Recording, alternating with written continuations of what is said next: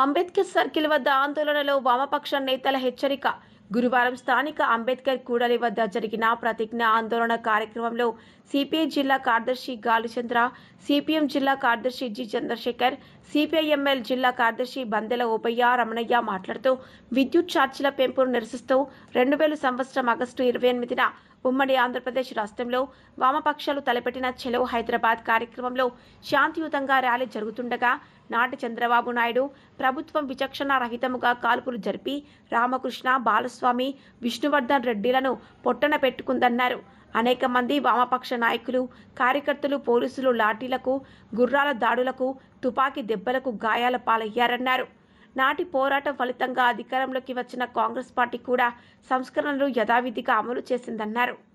మనిషికి నిత్యం అవసరమైన విద్యుత్ రంగాన్ని మరింత పటిష్టపరిచి తక్కువ ధరలో ఉత్పత్తి చేసి ప్రజలకు అందుబాటులోకి తీసుకువచ్చేందుకు చర్యలు తీసుకోవాలని, విద్యుత్ భారాల ప్రభావం ప్రజలపై ప్రత్యక్షంగా పరోక్షంగా ప్రజల జీవనాన్ని అతలాకుతలం చేస్తోందని, అర్ధజీవిత కాలంగా ఆందోళనకు సాగిస్తూ పాలక ప్రభుత్వాలకు ఎన్నికల్లో మాత్రమే ఒక ప్రధాన అస్త్రంగా వాడుకొని అధికారంలోకి రావాలనే వాగ్దానాలకు తిలోదకాలు ఇచ్చి ప్రజలపై ఎడాపెడా ఛార్జీల మోత మోగిస్తున్నాయని ఆవేదన వ్యక్తం చేశారు. వైసీపీ ప్రతిపక్షంలో ఉన్నప్పుడు బాదుడే బాదుడు అనే పోరాటానికి నాయకత్వం వహించి అధికారంలోకి రాగానే మోదుడే మోదుడు అన్న చందంగా ఛార్జీలు, ట్రూ ఆఫ్ ఛార్జీల్లో సర్దుబాటు ఛార్జీల పేరుతో వినియోగం గోరంతా, కరెంటు బిల్లు కొండంతా అన్న చందంగా విద్యుత్ ఛార్జీలు పెంచడమే కాకుండా విద్యుత్ ఉత్పత్తి, పంపిణీ బాధ్యతల నుండి పూర్తిగా తప్పుకొని అబానీ, అదానీ, షిరిడి సాయి లాంటి సంస్థలకు అధిక ధరలకు ఒప్పందాలు వేసుకొని వాటి భారాన్ని కూడా ప్రజలపై రుద్దేందుకు సిద్ధం చేస్తారన్నారు. సంవత్సరాల క్రితం ఇదే రోజు ఉమ్మడి ఆంధ్రప్రదేశ్ రాష్ట్రంలో రాజధాని హైదరాబాద్లో విద్యుత్ సంస్కరణలకు వ్యతిరేకంగా, విద్యుత్ ఛార్జీల పెంపు పేరుతో ప్రజలను దోపిడీ చేసేటువంటి విధానాలకు వ్యతిరేకంగా చేపట్టినటువంటి వామపక్ష ప్రజాతంత్ర శక్తులు చేపట్టిన ఆందోళన కార్యక్రమంలో ప్రభుత్వం పాశవికంగా, విచక్షణారహితంగా కాల్పులు జరిపి అనేక మందిని కొట్టినటువంటి నేపథ్యంలో ఈ పోరాటంలో కమిటీ రామకృష్ణ, విష్ణువర్ధన్ రెడ్డి, బాలస్వామి అనేటువంటి కమ్యూనిస్టు నాయకులు వీరమరణం పొందారు. వారి మరణం వృధా కానివ్వబోము. ప్రభుత్వాలు అనుసరించేటువంటి ప్రజా వ్యతిరేక విధానాలు, పోరాటాలను కొనసాగిస్తామని, విద్యుత్ ఛార్జీల పెంపును, విద్యుత్ సంస్కరణల పేరుతో దోపిడీ చేసేటువంటి విధానానికి వ్యతిరేకంగా పోరాటం చేస్తామని చెప్పి ఈరోజు ప్రతిజ్ఞ చేపట్టడం జరిగింది. అందులో భాగంగా ఒక మనిషి జీవితకాలం 60 సంవత్సరాలు అయితే అందులో సగా జీవితకాలం విద్యుత్ ఛార్జీలపైన, విద్యుత్ సంస్కరణలపైనే పోరాటం చేయాల్సినటువంటి దౌర్భాగ్య స్థితి రాష్ట్రంలో కొనసాగుతా ఉంది.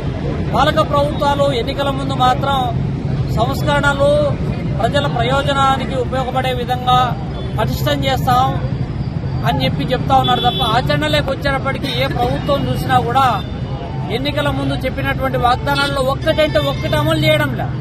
గత ప్రభుత్వం బాదుడే బాదుడు అని చెప్పి అధికారంలోకి వచ్చింది. ఈ ప్రభుత్వం ఏడాది కూటమి ప్రభుత్వంలో మోదుడే మోదుడు అనేటువంటి పద్ధతిలో ఏడా పెడా ఇవాళ ఛార్జీల భారం మోపుతా ఉన్నారు. ఇవాళ విద్యుత్ విధానం ఏ విధంగా అయిపోయిందంటే కోతలు వాతలు ఏవైనా ప్రజలపైన మోపడము, ఆదాయం అధికారం మాత్రం అధికార పార్టీ నేతలు, అధికార పార్టీ మాటలో ఉన్నటువంటి ఆదాని లాంటి కంపెనీల ప్రయోజనాలు నెరవేర్చేటువంటి పద్ధతిలో విధానాలు రూపకల్పన చేయబడతా ఉన్నాయి. అందులో భాగంగానే ఇవాళ ఎప్పుడో వచ్చిన నష్టాలను ఇవాళ ప్రజలపై భారం మోపుతా ఉన్నారు. డ్రాప్ ఛార్జీలు అంటున్నారు, అదనపు ఛార్జీలు అంటా ఉన్నారు, సర్దుబాటు ఛార్జీలు అంటా ఉన్నారు, నష్టాల పేరుతో రకరకాల ఛార్జీలు మోపుతా ఉన్నారు. స్మార్ట్ మీటర్లు ఉన్న మీటర్లు పనిచేస్తున్నాయి, కానీ కొత్త మీటర్ల పేరుతో అదనపుగా భారాలు మోపేటువంటి పరిస్థితి నెలకొంటా ఉంది. ఎవరో ఆదాని లేకపోతే షిరిడి సాయి లాంటి డమ్మీ కంపెనీల ప్రయోజనాలు నెరవేర్చడానికి ఈ యొక్క సంస్కరణలు ప్రజలపై మోపుతా ఉన్నారు. ఈ 25 సంవత్సరాల కాలంలో ప్రభుత్వం అనుకుంటే పెద్ద సమస్య ఏం కాదు. విద్యుత్ రంగాన్ని పటిష్టం చేయడానికి అన్ని విధాల అవకాశాలున్నాయి. గతంలోనే మేము కోరాం, ఎలక్ట్రిసిటీ బోర్డు ఒకటిగా ఉన్నటువంటి దాన్ని నిలువున 4 భాగాలు డివైడ్ చేసి తద్వారా అనైక్యతను సృష్టించి ఆ సంస్థలను నిరంతరం ప్రైవేట్ కంపెనీలకు కట్టబెట్టి తద్వారా ప్రజలకు ప్రభుత్వానికి మధ్య ఏ విధమైనటువంటి రెస్పాన్సిబిలిటీ లేకుండా ఇవాళ పెట్రోల్ డీజిల్ ధరలు ఏ విధంగా అయితే పెంపుడు తగ్గుడు అనేటువంటిది ఏ విధంగా ఉందో, అంటే ప్రజల పట్ల, ప్రజల సర్వీసు రంగాల పట్ల ప్రభుత్వం పూర్తిగా తప్పుకోవడానికి కావలసినటువంటి కార్యాచరణ చేస్తున్నటువంటి ఒక కుట్ర కావచ్చు, దుర్మార్గపూరిత చర్యలు కావచ్చు. ఈ చర్యలకు వ్యతిరేకంగా బాలస్వామి, రామకృష్ణ, విష్ణువర్ధన్ రెడ్డి యొక్క పోరాట స్ఫూర్తితో అవసరమైతే మరో బషీర్ బాగు పోరాటానికి సమాయత్తం అవుతామని చెప్పి హెచ్చరిస్తా ఉన్నాం. ఈరోజు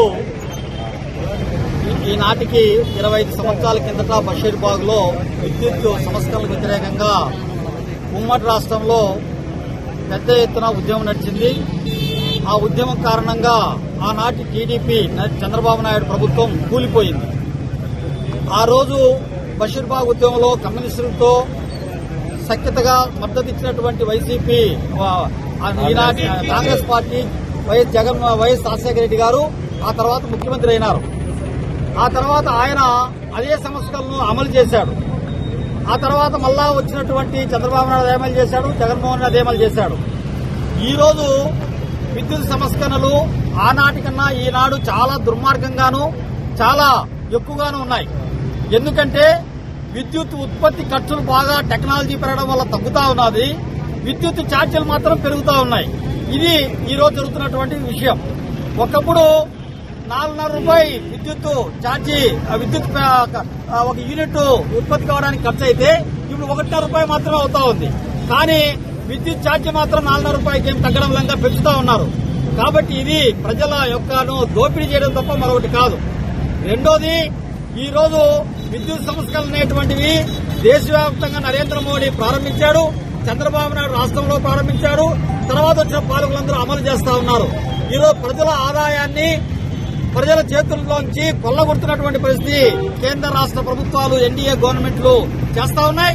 రాబోయేటువంటి కాలంలో ప్రజలు ఎన్డీఏ గవర్నమెంట్ కు, ఎన్డీఏ భాగస్వామ్య పార్టీలకు పెద్ద ఎత్తున గుణపాఠం చెప్తారని చెప్పి హెచ్చరిస్తా ఉన్నాం. జి చంద్రశేఖర్, సిపిఎం జిల్లా కార్యదర్శి, కడప.